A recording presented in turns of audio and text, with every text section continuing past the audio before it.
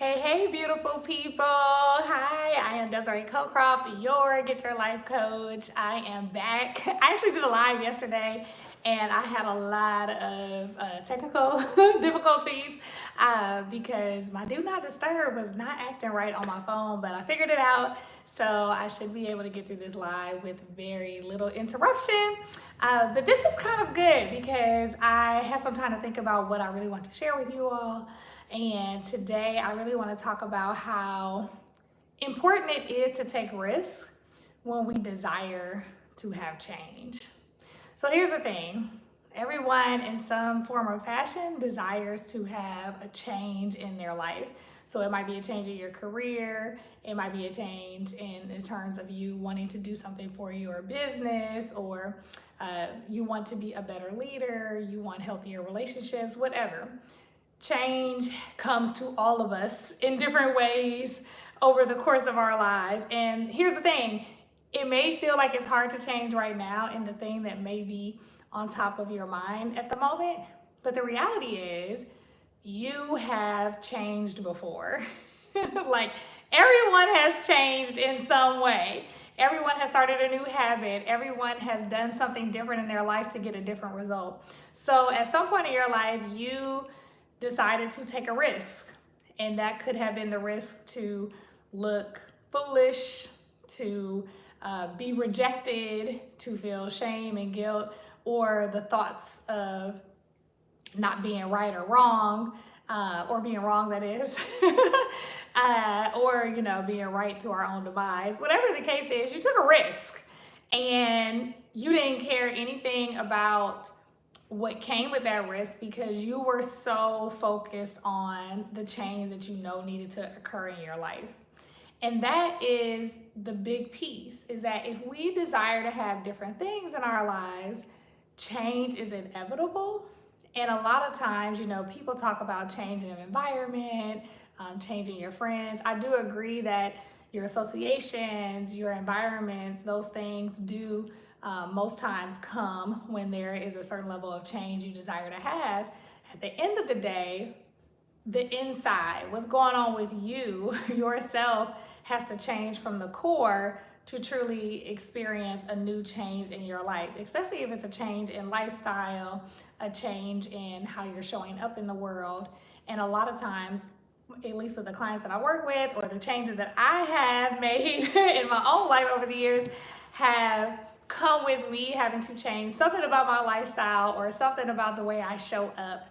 And, I'll definitely share with you a lot of my own experiences with change, because if you desire to change, risk is necessary. So I've had a lot of different changes over the course of my life, and I can go way in the Wayback Machine. That's what my mom would say. The time machine, way back to high school and college and things of that nature. But I'll start off with what is like most present. And so the biggest change that I've had as of recently is changing from a full-time employee to a contractor. Now, here's the thing. I've been a full-time employee while also working a side hustle, having another business or contract job on the side. I've done that before. I've also been in this position before where I have let go of full-time employment to pursue something else. I've gone back to school. I've done contract work and become a 1099 with my own business before. But this time it's different.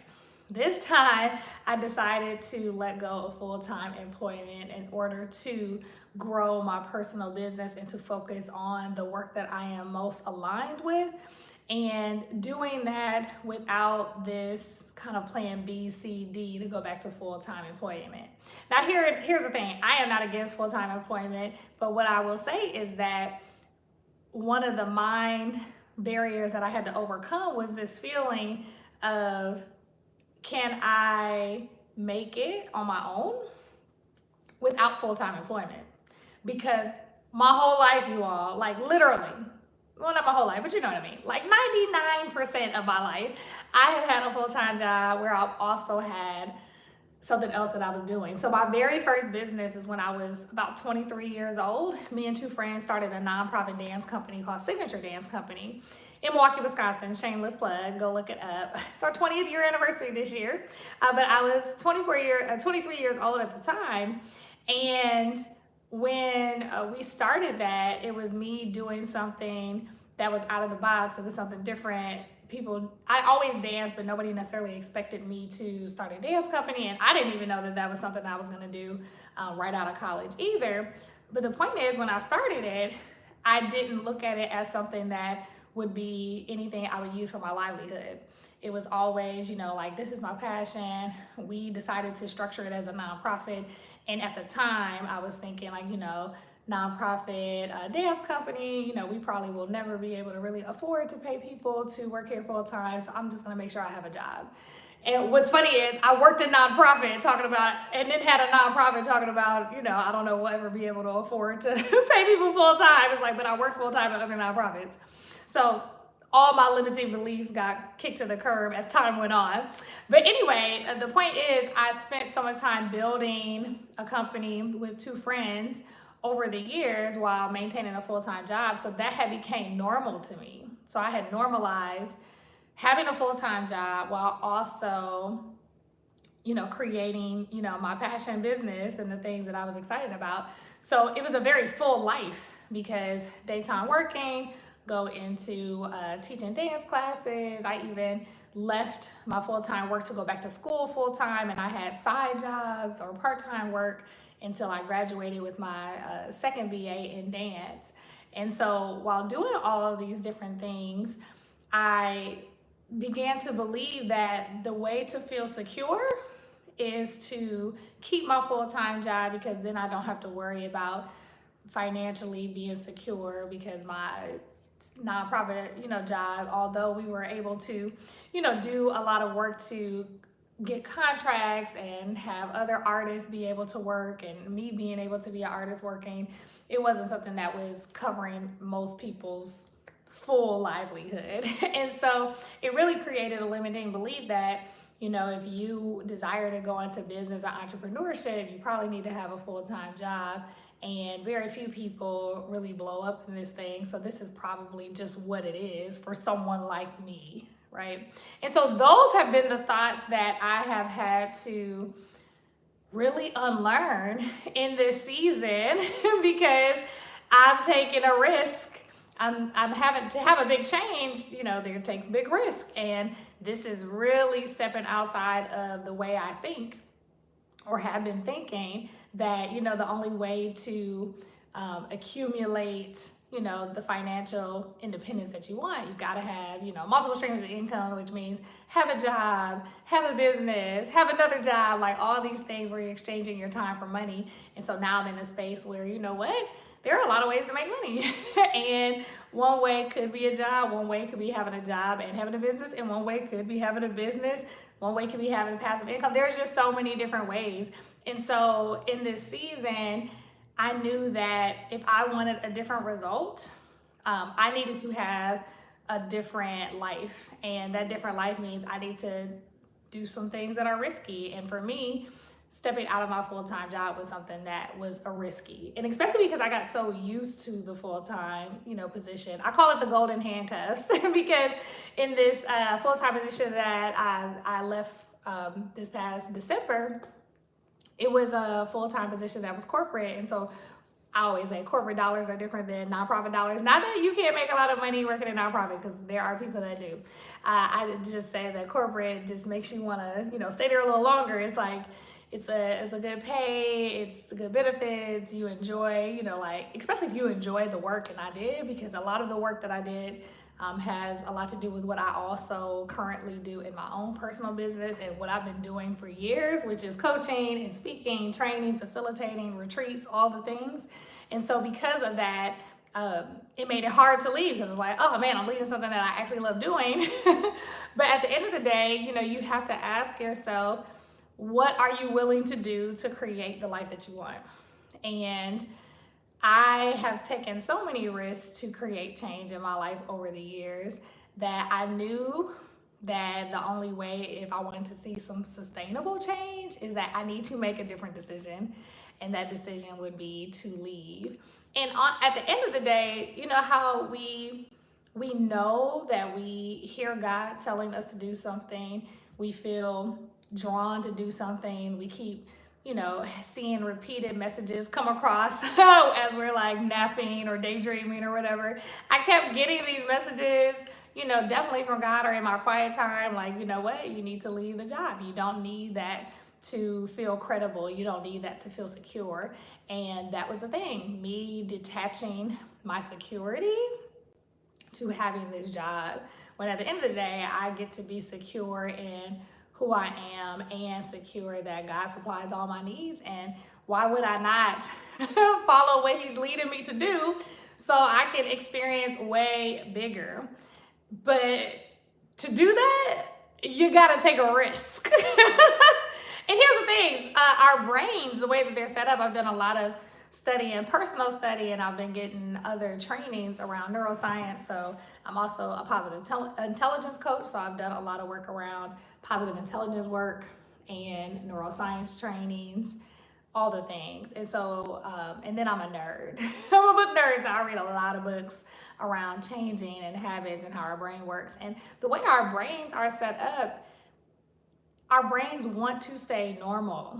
They want to keep doing what's comfortable. And because of that, I kept, what I say to my clients, I kept advocating for my excuses. Because it's my brain literally saying like, oh, you know, you don't really have the energy for a business because of the way your life is structured. You're traveling so much, speaking and training. You don't have time for that. Or, you know what, it's just as good that you have a job because you don't really need the other things that you want. Like, you can figure this out on your own.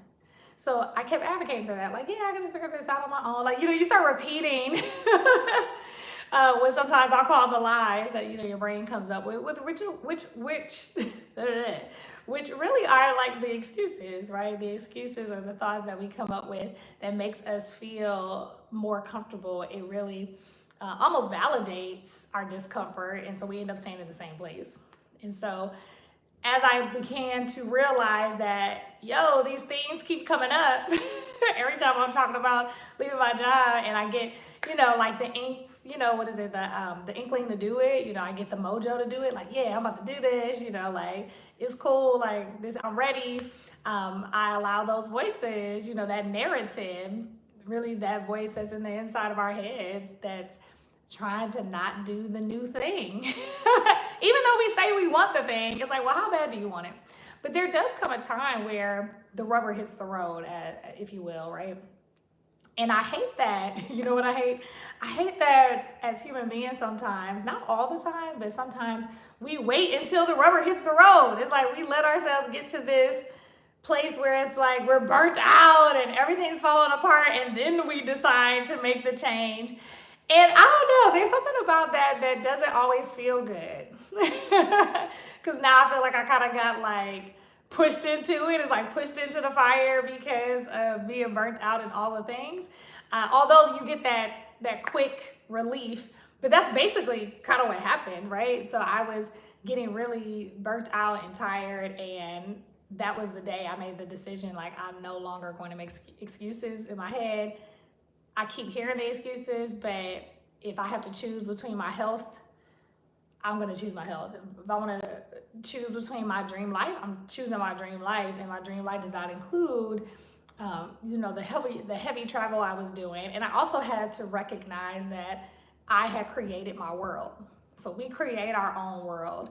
And so just the way, as much as I was creating my world the way it was, if I could use my creative juices to create the world I was in, and that world ended up making me feel burnt out, then I can actually create a different world where things don't burn me out. And if that is truly possible, let me put all my energy into creating that and discovering that world versus continuously feeling like I'm in chains to live in the world that I'm in.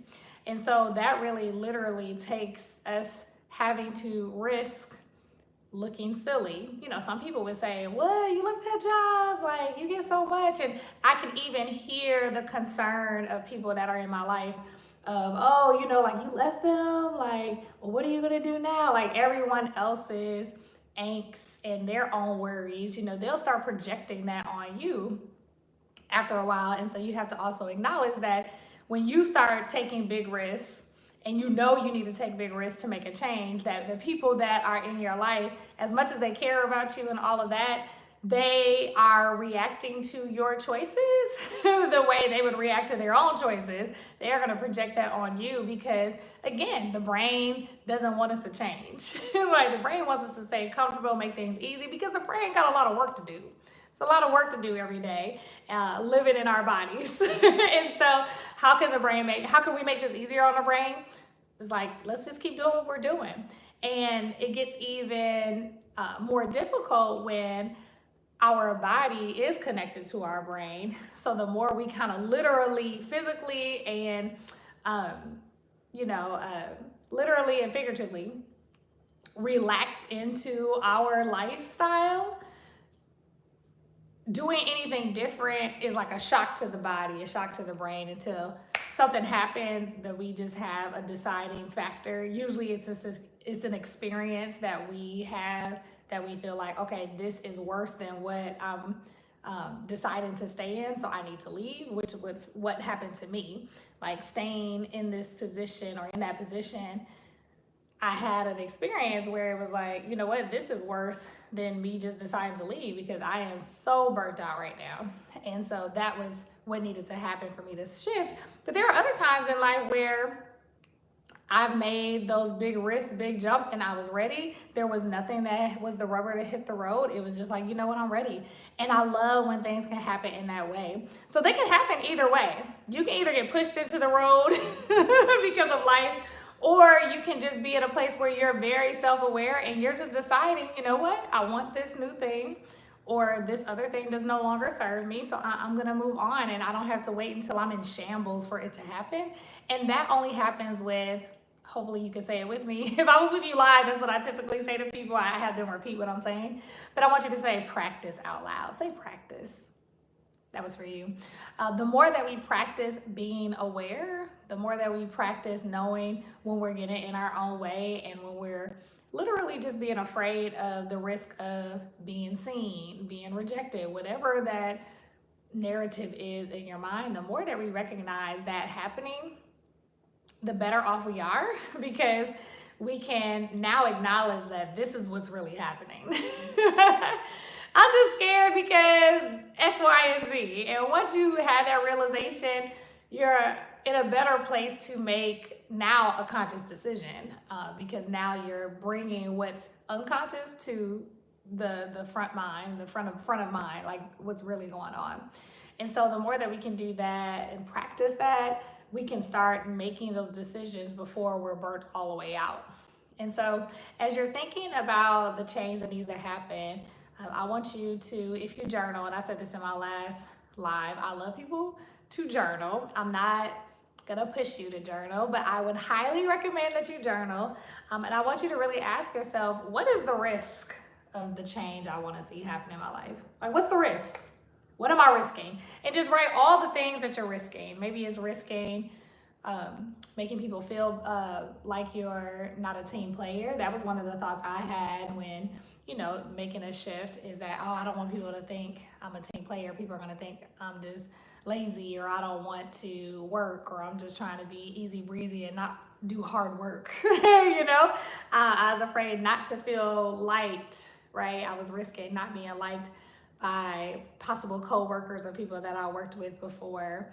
I was risking people not agreeing with the move that I was making, not even knowing what they were going to say because I hadn't shared it, but already thinking about what people might say. And especially when I was saying that I was doing this to really expand my own business, it could be said that, oh, well, that's really risky. People will say, in this economy, right? All the things, right? And then, so it's always going to be some kind of, I know I'm kind of going on a sidebar, but I want you to journal that. So make sure you journal, like, what is the risk? I wanted to give you some examples. But I'm going to take a little sidebar, but it is related. That here's the thing, it's always going to be something that will validate what you want to do and not validate what you want to do externally, right? Outside of yourself, it's going to be someone that says, yeah, you should do that. And it's also going to be someone that says, you probably shouldn't do that. There's also going to be an article, people you don't even know, right? It'll be an article out here that says, yeah, it's a great idea to leave your job without another job. Or, that's not a great idea at all, blah, blah, blah. There's always going to be something. Or, oh, you should stand up to your boss and say X, Y, and Z. Or you don't need to stay in a relationship that's like X because of X, Y, and Z. Or, there'll always be something that is opposing or something that is defending. Wait, did I say opposing? Like, y'all know what I'm saying? It's always going to be something that says you should do this, and there's always going to be something that says you shouldn't do this. And so with that being said, the only opinion that matters is what do you truly desire? Not what you're afraid of, not what you think other people are going to say. It's like, what do you truly desire? I ask this of my clients a lot of times because they'll say they want to do X, Y, and Z, and they'll talk about why they're not doing it. And it's like, the reality is you don't want it enough, because if you really wanted it enough, you would do the work to do it. And I know that sounds harsh, but at the end of the day, there are things that we desire enough to get off of this roller coaster that our brain has us on, and we take the small steps and we risk the embarrassment or the shame, and eventually we realize those things don't even matter or even exist. And we continue to do the work to make the changes. And a lot of times on the other side of whatever change you have made, you realize how much you could have did that a long time ago. So it seems painful at first to make those changes and all of that, but at the end of the day, that risk is way better than not taking the risk. Not taking the risk is like living life in excruciating pain all the time, because now you're not taking the risk. You're not making the decision to move forward and do something different. And that is what is left in your mind every day. I can't even count the amount of times that I kept saying to myself, you're supposed to leave. You're supposed to go somewhere else. You shouldn't, because I don't like to should all over ourselves. But it's like, you shouldn't be here right now. You're supposed to move on. If you would have did this when you knew to do this, that one, right? If you did this when you knew to do this, or when you heard that you were supposed to do this, imagine how far you would be right now. So you can be imprisoned by the thoughts of not doing the thing when at the end of the day, all of it is a risk. It's a risk to not make the change happen, and it's a risk to make the change happen. But the risk that is more weightier, obviously, is the one to make the change happen. Because if it wasn't, we wouldn't be so afraid to do it. And that's because a lot of times that risk means we got to change, and we have to show up in our lives differently, and we have to own the changes that we're deciding to make. And a lot of times we are too afraid to own the decisions that we're making, to really live and stand in what we're doing, without feeling like we got to prove ourselves the whole time. And so it's something about, now this is what I did talk about in this live yesterday, was this self-validation, right? So a lot of times when we don't take the risk, we know we need to make the change, we don't take the risk, it's because we're looking for that external validation. Again, like even when you're thinking about the thing that you want to change in, you're asking people to let you know what they think, or you're telling people what you're about to do, and you're almost telling them, hoping that they would validate what you're going to do. And when they don't, you start second guessing yourself. But at the end of the day, the best validation we can get is the validation from ourselves. Like to be 10 toes down. I was going to say 2. 10 toes down, right? Being 10 toes down, like, you know what? This is what I'm about to do. I am open to people that want to talk to me aligned with what I believe I need to do, right? Now, here's the thing.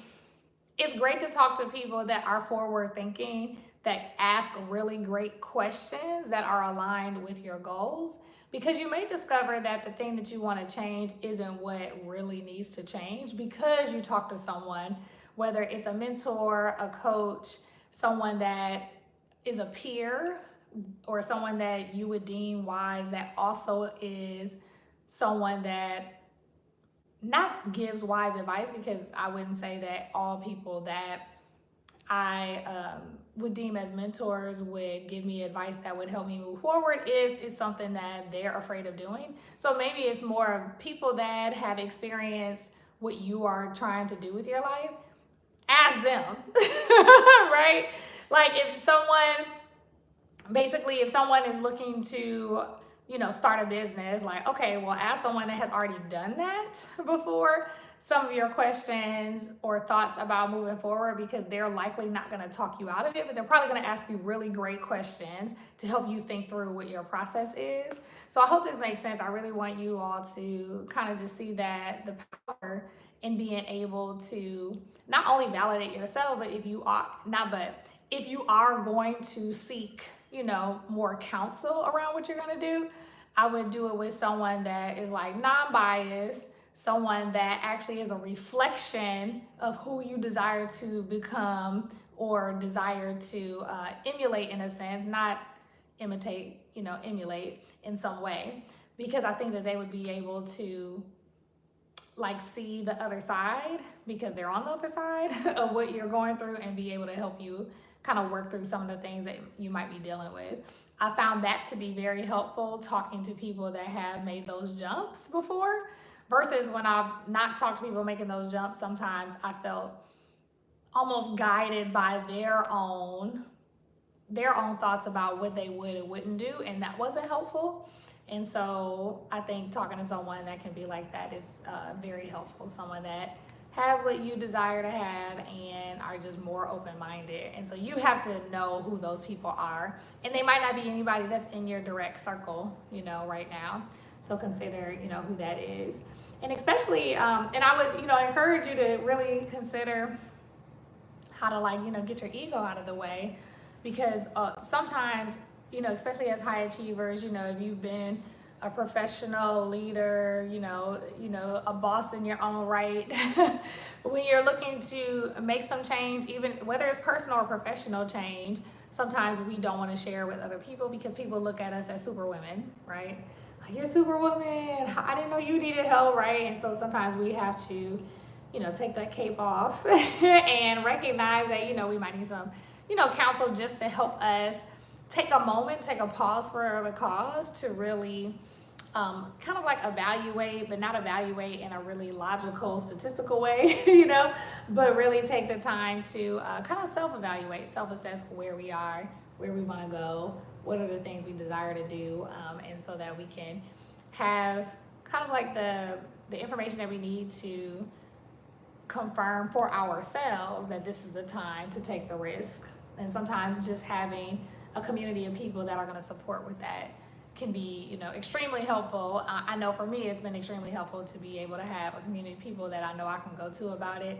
And that's helped me be more, have some more stick-to-itiveness as I've been on this journey for the last couple months. And so actually as of, today, I've been still actually contracting with my previous employer, and I've actually decided to continue the contract but just do less contracting work with them, because I really desire to focus on the things that I'm most passionate about in my own business.